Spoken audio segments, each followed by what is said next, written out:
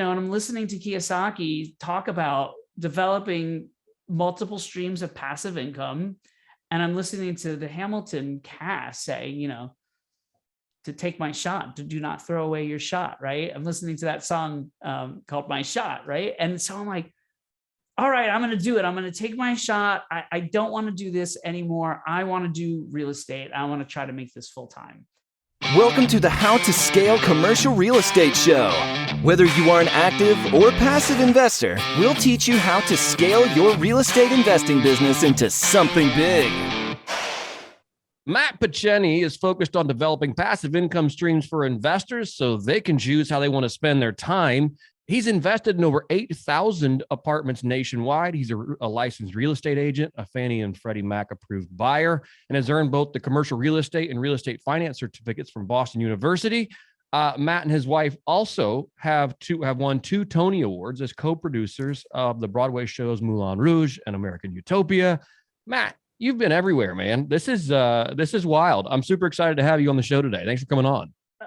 Oh, thanks, Sam. I'm super excited to be here. Hey, the pleasure's mine. There's 3 questions I ask every guest who comes on the show. Can you very quickly tell us, where did you start? Where are you now? And how did you get there? Yeah, I could tell you. It all started for me back in 2001. If you'll remember, the dot-com bubble had burst. Yep. I was working in digital marketing at the time. All of my clients were going out of business or not spending money on digital marketing projects. And my business was imploding. And right at that time, the landlord, the person for my primary residence, came up to me and said, I need you to move out. You got 90 days. So that was quite a rude awakening. So in 90 days, I managed to get a job because my business was not really viable at the moment. And I went in-house at Showtime, was a cable channel, they were a client of mine. And instead of renting, which I had been doing in New York, I actually compromised a little bit on the location, but was able to buy something. And 2 years later, sold that property and quadrupled my equity in the deal. And light bulb went off. Whoa, real estate, that's where I got to be. And that's what really started me on the path. I mean, there was a primary residence. That wasn't my first investment, but it got me on the path of, okay, I need to explore this real estate investment thing because this is immensely powerful. Yeah, absolutely. I think that's always the light bulb moment, or at least, for a lot of people it is, when suddenly you're like, oh, wait, like you weren't looking for it, but it kind of hits you across the head and you go, okay, there's something here. I can keep working on this. You're up to 8,000 something units across the country. Tell us about that. I mean, how have you grown that side of your business? Sure. Well, for me, it went from that single family home to buying an investment property that became a rental. It was a vacation home. And then it went into single family and some fix and flips. And I was doing, real estate as a hobby for about 10 years. But a little over 6 years ago, I really wanted to change this to full time, and I wanted to scale. The way that I found that would work best for me and what I wanted to do was through utilizing syndication, which I'm sure a lot of your listeners know about, but it's where a bunch of investors pool their resources together, capital, experiences, balance sheets, and can go after these otherwise unobtainable assets. Right. And that's where I started getting involved in multifamily.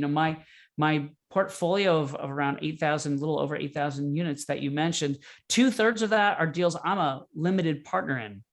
So I just invest passively in those deals. The other third, I'm getting close to 2,400 units, are deals that I'm a general partner on. When I'm a general partner, I'm also the asset manager and very involved actively in the day-to-day operations of those properties. Man, that's fantastic. How do you fit in producing or co-producing 2 Broadway shows right in the middle of a real estate career? Well, let me go back for one quick second. I moved to New York City to pursue a career in theater. And for 5 years, I was a performer. And so I performed in shows all across the country. I was in 15 professional productions. Fast forward many, many years, I met my wife actually through an online dating website, not through theater, but it turns out she works in theater. That's her 9-to-5 job. And she works on the business end of theater, doing the production type work, not a performer. the two of us have been able to use our passion in theater and on the side, co-produce shows. So we do that once in a while, not all the time, but we've invested in some shows that have lost money. We've also invested in, we invested in Hamilton, which was a huge hit. And my wife and I co-produced Moulin Rouge and American Utopia. And was very happy to say that we won 2 Tony Awards this past summer, which was awesome. Quite nice to get that sort of pat on the back and appreciation from the theater community, that our shows are, I guess, ones that they thought had merit. Man, that's awesome. I love it. I love it when someone isn't boxed in, right? Like there's a lot of times when there's like well, this is what I do. I'm an apartment syndicator, and it's very rigid. But when there's that surprise of like, oh yeah, not only am I an apartment syndicator, but oh, by the way, I'm producing Broadway shows. Like that's fantastic. How do you tie the arts and your investments together? That's a really good question. I've never been asked that for a second. So I'm thinking on the fly here, Sam. For me, the theater has always been a passion of mine. And there's a interesting tie-in with the business that I do now. Going back to the story I told you about at the beginning, where I had 90 days to get out. This was back in the right after the 90s. And I was very much a fan of the musical Rent. And Rent has a story. I actually had auditioned for it many times, got some callbacks, never was cast in the show though. But Rent, the story of Rent, there's the antagonist in the show, the bad guy, is a guy named Benny. And Benny ends up marrying this rich woman and buying this building where his friends live, and demanding that they pay him the back rent or get kicked out. And he's gonna, bulldoze it and make condos. And he's an evil guy, evil guy. And back then is when I started thinking about it. And as I mentioned, this is when I actually bought my first apartment. And I talk about this in the book I wrote that just came out. But for me, it was a moment of, okay, do landlords have to be evil? Can landlords be a force of good? And so what I'm trying to do right now, sort of from that 90s idealism, from that Rent, that seed that was planted a long time ago, is can property ownership be a positive for communities? And so that's something that I work really hard on in my business and in my life, is making things a positive. And one of the ways that I can do that is by giving back to communities through either making apartments better or through charitable donations and work in that area. I've been very involved when I was living in Boston.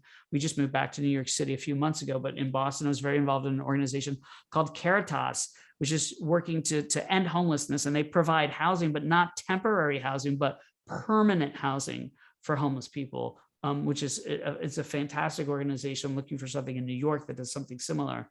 And also through the arts. I think the arts can be a form of social change, can bring light to certain subjects that maybe aren't being highlighted, and can be a force of positive change in society. When you look at the shows that we've been involved in, when you talk about a show like American Utopia, which is, David Byrne, the lead singer from the Talking Heads, it's him on stage and talking about how he sees the world, and talking about different ways to interact with one another and connect as humans, and also some injustices. He says he has a big thrust of the show at a certain point. It's talking about voting, and specifically voting in the midterm elections, because the midterm elections get overlooked a lot.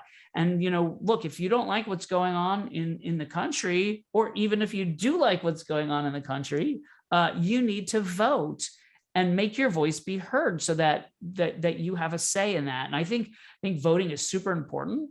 And so if I can be involved in art, which I love, that also has a social message behind it to one extent or another, then that's a win for me. Yeah, absolutely. That is really, really cool.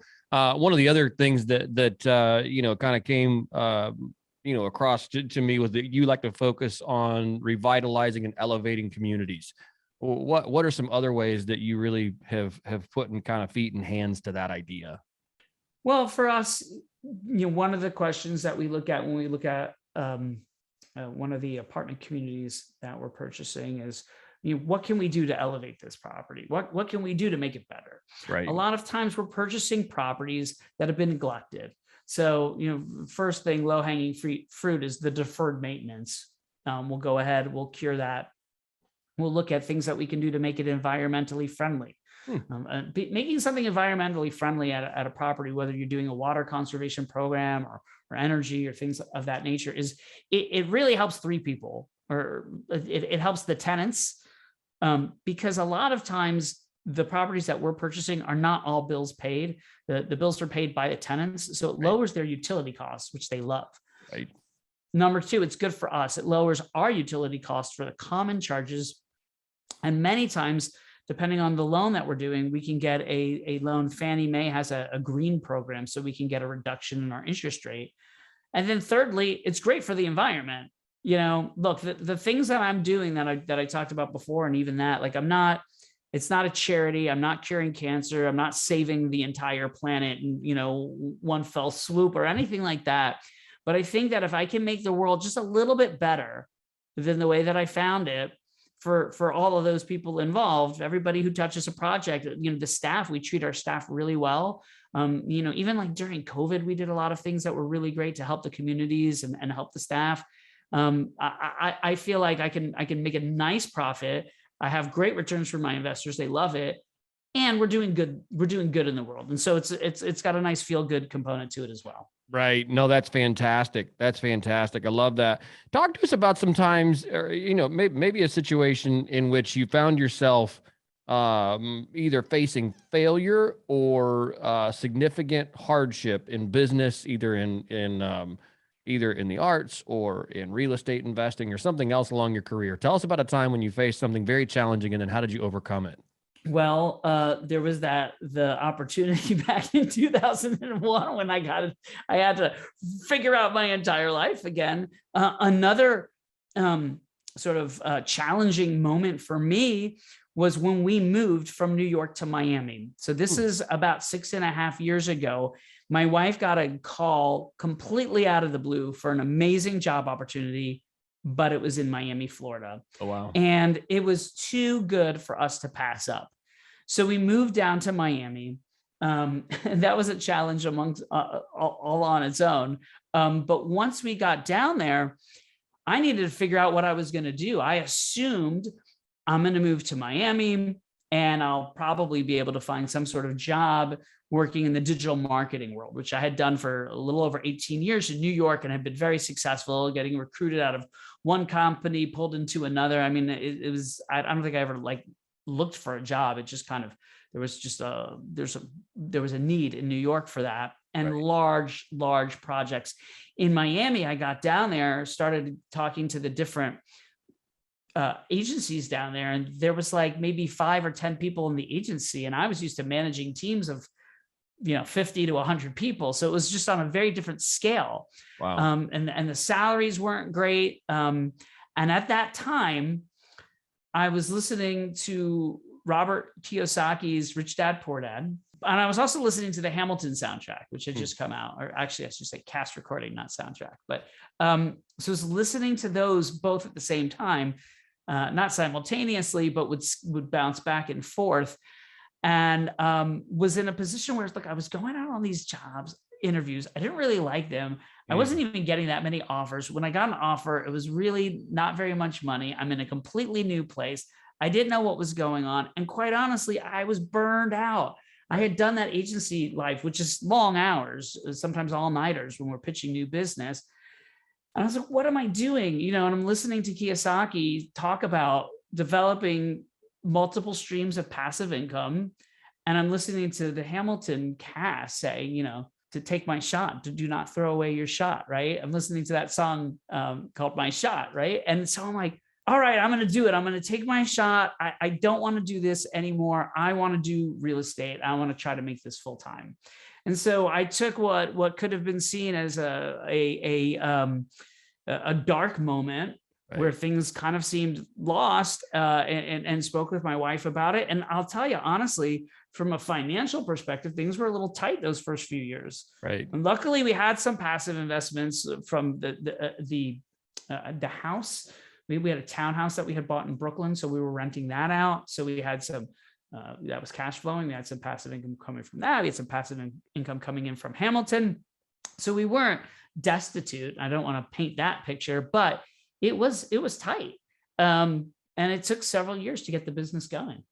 Yeah. I mean, that's, and good for you for having the fortitude to go, all right, this is not what I want to do again. I think a lot of people get stuck in that, even though maybe it's not great, they just go ahead and take it because it's known. Right. And you said, hey, we're going to take maybe the path that maybe isn't so clearly well marked, but yet it sits right in your soul. So that's really cool. What were some challenges or maybe even some successes you had starting out in the multifamily space, especially maybe as it pertains to the capital raise side? Oh, well, for me, I had some challenges getting into the multifamily space from a sponsorship perspective. I began investing. I wanted to sponsor a deal, but I began by investing as a limited partner, and I thought I would do the two sort of in a parallel. But what ended up happening was it took me 2 years to find my first deal to be a general partner on. Wow. So I had invested as a limited partner in 5 deals prior to that, which was great. I got a lot of experience sort of through osmosis of being an investor and things, but not the same sort of experience that you get from actually doing a deal hands-on. It was challenging. I started off in a couple of markets before I found the market where I ended up finding a property. And I was looking in Ohio because that's where I had flipped some houses. I was looking in Florida because I was living in Miami at the time. And at that time, wife got another call out of the blue. We moved to Boston.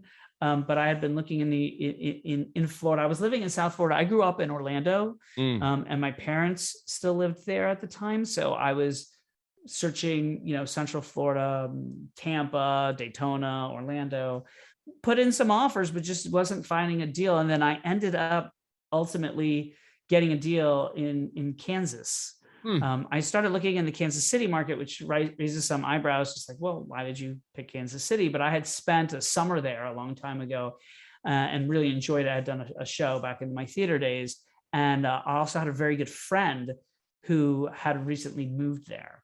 So there was a little comfort level there just going, and at least I get to hang out with my old college roommate and his wife who went to college with us and their daughter at least that first trip.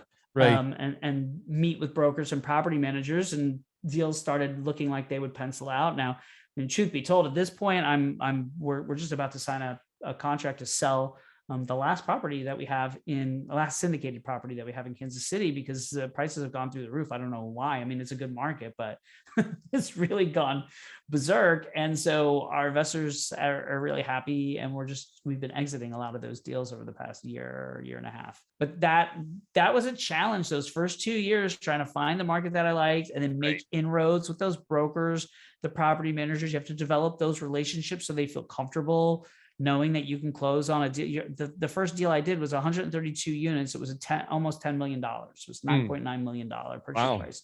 So for a broker to feel comfortable that some guy that they don't know from out of town is coming in, says that he could buy this property, like, can he really come to the closing table? Right. Once I was able to do that and showed that I could perform in that market, then the doors started to open up. It wasn't like this big, wide, huge, they didn't open wide. There wasn't a huge celebration, but then they started to crack open, and time after time of delivering on my promises, the doors opened a little wider each time.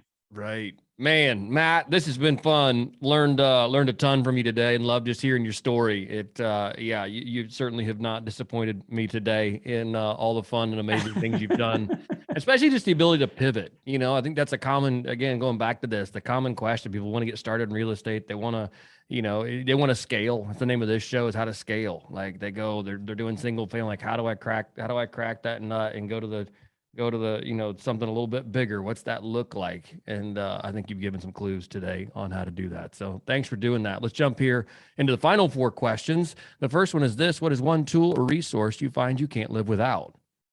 My family. That's awesome. Yeah. I mean, that gives me the energy and the juice to keep going. Right. Absolutely. Love that. Question number 2, if you could help our listeners avoid just one mistake in real estate, what would it be and how would you avoid it? I would say It's all about relationships. And so in the way of looking at how to avoid it, make sure you're setting up relationships with people that share your same values, that you're aligned from a value perspective, and that you've done a little research and background checking on them. I haven't had any bad experiences, luckily, with my partners, but I do know people who have. So got to be careful. Right. Absolutely. Love that. When it comes to investing in the world, what's one thing you're doing right now to make the world a better place?